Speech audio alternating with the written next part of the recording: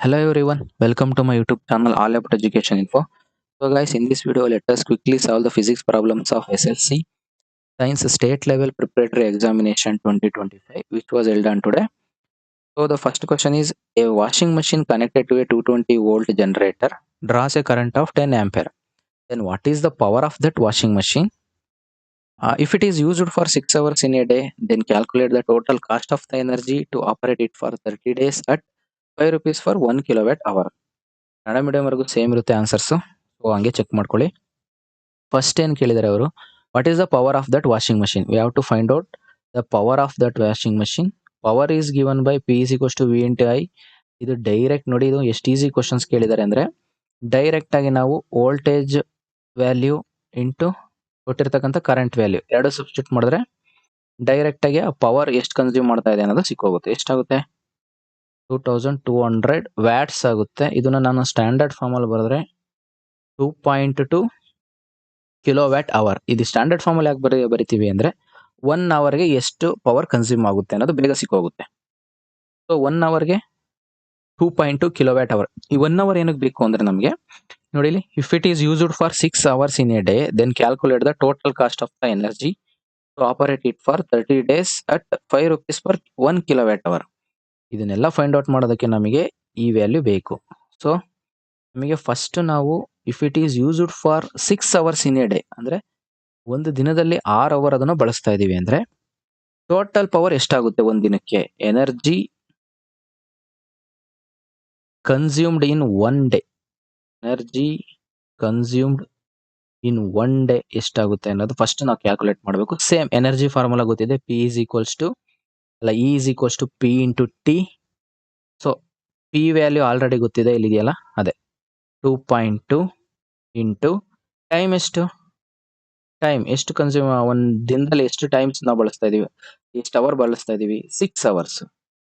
So energy consumed in one day ಎಷ್ಟಾಗುತ್ತೆ ಅಂದ್ರೆ multiply ಮಾಡಿದ್ರೆ 6 2 12 13.2 ಕಿಲೋ ವ್ಯಾಟ್ ಅವರ್ ಆಗುತ್ತೆ. ಇದು ಒನ್ ಡೇಗೆ ಆಯ್ತು. ಇದು ಒನ್ ಡೇ ಆಗ್ಬೇಕು ನನಗೆ. ಒನ್ ಡೇ ಆಗ್ಬೇಕು ಅಂದ್ರೆ ಇಲ್ಲಿ ನೋಡಿ, energy to operate it for 30 days ನಾನು ಫೈಂಡ್ ಔಟ್ ಮಾಡಬೇಕು ಅಂದ್ರೆ ಫಸ್ಟ್ ಒನ್ ಡೇ ಕ್ಯಾಲ್ಕುಲೇಟ್ ಮಾಡಬೇಕು. ನೆಕ್ಸ್ಟ್ ಇಲ್ಲಿ ರಬ್ ಮಾಡ್ತೀನಿ, ಇದು ಆಕ್ಚುಲಿ ನಂಗೆ ಇದು ಬೇಕಿದು. ಸೊ ಇಲ್ಲಿ ನೋಡಿ, ಇಲ್ಲಿ ನೆಕ್ಸ್ಟ್ ಏನ್ ಮಾಡ್ಬೇಕು, ನಾನು energy consumed in 30 days find out ಮಾಡ್ಬೇಕು ಫಸ್ಟ್. ಯಾಕೆ ಅಂದ್ರೆ ಅದ್ರದ್ದು ಟೋಟಲ್ ಕಾಸ್ಟ್ ನಾನು ಫೈಂಡ್ ಔಟ್ ಮಾಡಬೇಕು ಅಂದ್ರೆ 30 ಡೇಸ್ ಟೋಟಲ್ ಎನರ್ಜಿ ಎಷ್ಟು ಕನ್ಸ್ಯೂಮ್ ಆಗಿದೆ ಅಂತ ಫೈಂಡ್ ಔಟ್ ಮಾಡಿದ್ರೆ ಟೋಟಲ್ ಕಾಸ್ಟ್ ಗೊತ್ತಾಗುತ್ತೆ ಅವಾಗ. ಎನರ್ಜಿ ಕನ್ಸ್ಯೂಮ್ಡ್ ಇನ್ 30 ಡೇಸ್ ಎಷ್ಟಾಗುತ್ತೆ? E is equals to same formula P into T. ಇಲ್ಲಿ P value previous find out ಮಾಡೋ ಅದಾಕೋಬಾರ್ದು, ಯಾಕೆ ಅಂದ್ರೆ ಅದು ಒನ್ ಡೇಗೆ ಆಗಿರಲ್ಲ, ಅದು 1 ಅವರ್ಗೆ ಆಗಿರುತ್ತೆ. ನಾವು ಇವಾಗ ಒನ್ ಡೇಗೆ ಎಷ್ಟು ಪವರ್ ಯೂಸ್ ಆಗ್ತಿದೆ? 13.2. ಟೋಟಲ್ ಟೈಮ್ ಎಷ್ಟು? ನಾವು 30 ಡೇಸಿಗೆ ಫೈಂಡ್ ಔಟ್ ಮಾಡಬೇಕಾಗಿರೋದು. ಇದು ಡೈರೆಕ್ಟ್ ನಾನು ಕ್ಯಾನ್ಸಲ್ ಮಾಡಿದ್ದೀನಿ ನಾನು. ಇದು 396 ಕಿಲೋ ವ್ಯಾಟ್ ಅವರ್ ಬರುತ್ತೆ. ಬೇಗ ಚೆಕ್ ಮಾಡ್ಕೊಳ್ಳಿ. ಯಾವಾಗ ಎಷ್ಟಕ್ಕೆ 30 ಡೇಸ್ಗೆ ಇಷ್ಟು ಎನರ್ಜಿ ಕನ್ಸ್ಯೂಮ್ ಆಗ್ತಾ ಇದೆ. ನಮಗೆ ಇಷ್ಟು ವ್ಯಾಲ್ಯೂ ಸಿಕ್ಕಿದ್ರೆ ಸಾಕೀಗ total energy cost find out ಮಾಡ್ಬೋದು ಈಗ ಈಸಿಯಾಗಿ.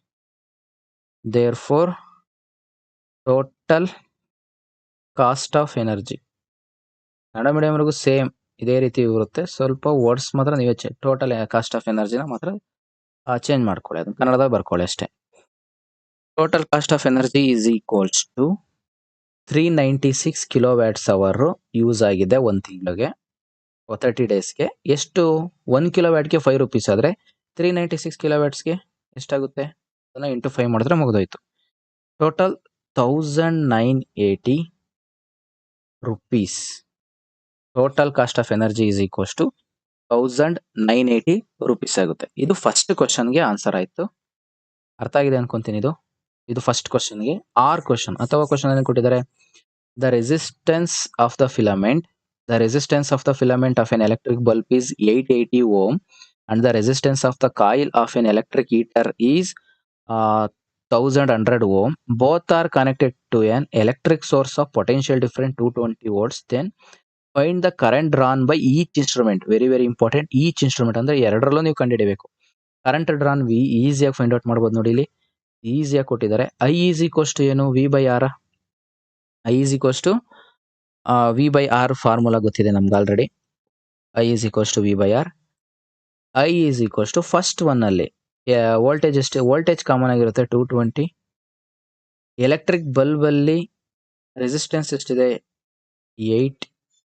880. 0 gets cancel out. 22 1s 22 4s. 1/4 means ಅಂದ್ರೆ ಕಾಲ್ ಭಾಗ ಅಂದ್ರೆ ಎಷ್ಟಾಗುತ್ತೆ? 0.25 ಆಂಪಿಯರ್. ಈಸಿಯಾಗಿ ಹೇಳ್ಬೋದಾ? ಇದು ಫಸ್ಟ್ ಎಲೆಕ್ಟ್ರಿಕ್ ಬಲ್ಬ್ ಆಯ್ತು. ಈಗ next resistance of the coil of an electric heater ಏನಾಗುತ್ತೆ? ಐಯಲ್ಲೇ 2 ಸಬ್ ಕ್ವಶನ್ಸ್ ಇದೆ. ಎಲೆಕ್ಟ್ರಿಕ್ ಹೀಟರ್ ಏನಾಗುತ್ತೆ? Electric heater same I is equals to V by R ಹಾಕೊಳ್ಳಿ. ವಿ ವ್ಯಾಲ್ಯೂ ಸೇಮ್, ಎರಡಕ್ಕೂ ಕಾನ್ಸ್ಟೆಂಟ್ ಇರುತ್ತೆ. ರೆಸಿಸ್ಟೆನ್ಸ್ ಎಷ್ಟು ಎಲೆಕ್ಟ್ರಿಕ್ ಹೀಟರ್ ಅಲ್ಲಿ? 1100. ಇಲ್ಲಿ 0 ಅಗೇನ್ ಕ್ಯಾನ್ಸಲ್. 22 1s 22 5s ಈಸಿಯಾಗಿ ಮಾಡ್ಬೋದು. 1/5 ವ್ಯಾಲ್ಯೂ 0.2 ಆಂಪಿಯರ್. ನೋಡಿ ಎಷ್ಟು ಸಿಂಪಲ್ ಆಗಿ ಕೊಟ್ಟಿದ್ದಾರೆ ಅಂದ್ರೆ ತುಂಬಾ ಈಸಿಯಾಗಿ ಕೊಟ್ಟಿದ್ದಾರೆ. ಸೆಕೆಂಡ್ ಸಬ್ ಕ್ವಶನ್ ಇವೆರಡು ಮಾಡಿದ್ರೆ ನಿಮಗೆ ಬರೋದು. ನೋಡಿ ಇಲ್ಲಿ, which instrument draws more current? ಈಸಿಯಾಗಿ ಹೇಳ್ಬೋದು, electric bulb draws more current. ಬರೀತೀರಾ? Electric bulb draws more current. Electric bulb draws more current. How much? Second sub question ಇಲ್ಲಿ how much work done is moving.